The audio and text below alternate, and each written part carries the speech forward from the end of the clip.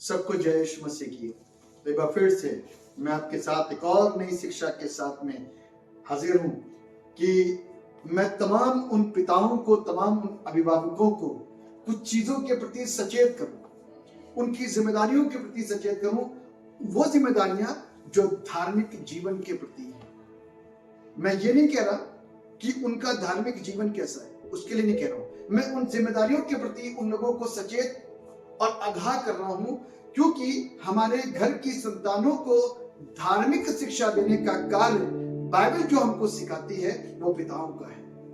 मैं ये नहीं कह रहा कि माताओं का नहीं है, दोनों का है, लेकिन जो अधिकार, जो हक दिया गया है बाइबल के अंदर, वो पिताओं का है। बाइबल के अंदर लिखा व्यवस्था विवरण की पुस्तक, उसका 6वां अध्याय और उसके 4 पद से यदि आप देखेंगे तो यहाँ पर लिखा है, हे इज़राइल सुन, यहोवा हमारा परमेश्वर है, यहोवा एक ही है।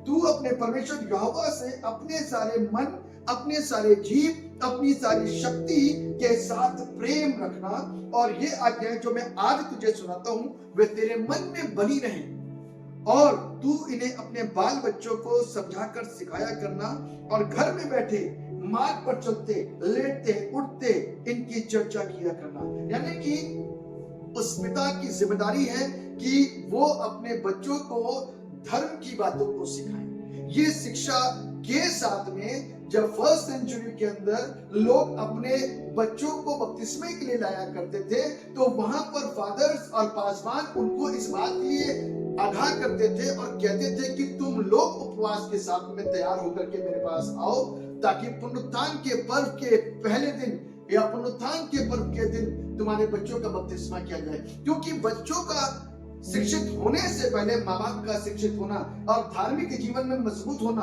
बहुत जरूरी है। और आज उन सारी चीजों के प्रति जो ढिलाई बढ़ती जा रही है, उसके रिजल्ट्स में और आप देख पा रहे हैं कि आज मसीह बच्चे पूरी रीति से मसीहत के बहुत सारे क्षेत्रों के अंदर फेल पाए जाते हैं, और उनके पास में बाइबल का ज्ञान नहीं है। उन लोग बाइबल की नॉलेज को रखते हैं, बाइबल की कहानियां उनको नहीं पता है, और बहुत सारे विषयों के प्रति वो आज भी दृढ़ और मजबूत नहीं है।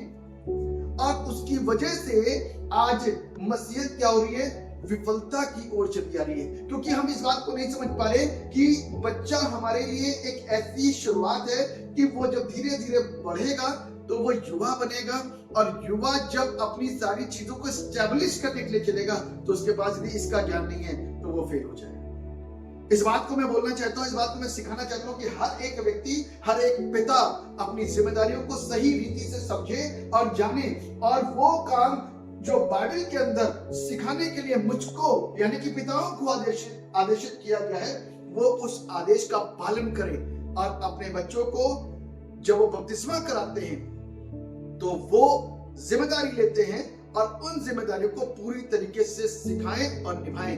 क्योंकि आज यदि हम उनको ये नहीं बताएंगे कि दबोरा कौन है, यदि हम ये नहीं बताएंगे एलिया कौन है, और यदि हम ये नहीं बताएंगे कि एलिशा किस तरीके से अपने स्वामी की अधीनता में रह करके काम करा, यदि हम ये नहीं बताएंगे कि एलिशा ने सीखते सीखते अपने स्वामी से कौन सी सामर्थ को मांगा, तो मेरे प्रियो, आज हमारे घर की संतानें, हमारे घर के बच्चे वो ज्ञान को अपने अंदर नहीं रख पाएंगे। और मैं चाहता हूं कि हर परिवार के अंदर मसीह के वचन का ज्ञान होना चाहिए, ताकि मसीहत स्ट्रांग हो सके। यदि आज हम स्ट्रांग नहीं होंगे तो हम क्या करेंगे, हम दूसरों को कुछ नहीं सिखा सकते।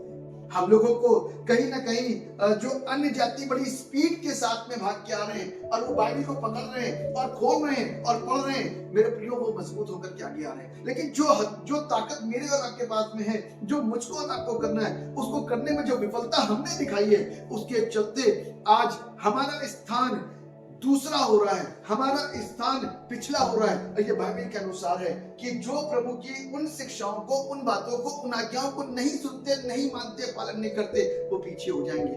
नहीं, ऐसा तो नहीं, हम पीछे हो रहे हैं। इसको बुरा ना मानिए, इसको गलत ना समझिए, इसको शिक्षा समझ के आज सीखना शुरू कर दीजिए, और अपने बच्चों के लिए थोड़ा सा टाइम धार्मिक शिक्षा को सिखाने के लिए जरूर से दें। फैमिली प्रेयर करें, ताकि आपका बच्चा, हो सकता है आज पैदा हुआ है और हो सकता है कुछ दिनों का हो सकता है कुछ हफ्तों का हो सकता है कुछ महीनों का हो सकता है 2-3 साल का हो। आज वो फैसला ले लीजिए कि आज उसको बैठा करके प्रार्थना करना सिखाएंगे और प्रार्थना करेंगे, बाइबल उससे पढ़वाएंगे, ताकि धीरे धीरे धीरे धीरे वो मसीह ज्ञान को अपने अंदर रख पाए। ये मेरा विश्वास है कि मैं किसी को लज्जित करने के लिए बात नहीं कर रहा। ये परमेश्वर का वचन है। ये परमेश्वर का वचन यदि मुझे ऐसा लगता है कि मैं नाकाम हूं तो लज्जित मैं खुद हो रहा हूं, मैं लज्जित नहीं कर रहा हूं। यदि आपको लगता है कि मैं लज्जित कर रहा हूं तो ध्यान रखिएगा ये वचन आपको लज्जित कर रहा है। और ये वचन मुझको और आपको आज इस बात की शिक्षा दे रहा है कि मैं और आप आज अपनी जिम्मेदारियों के लिए सचेत हो जाएं और गैर जिम्मेदाराना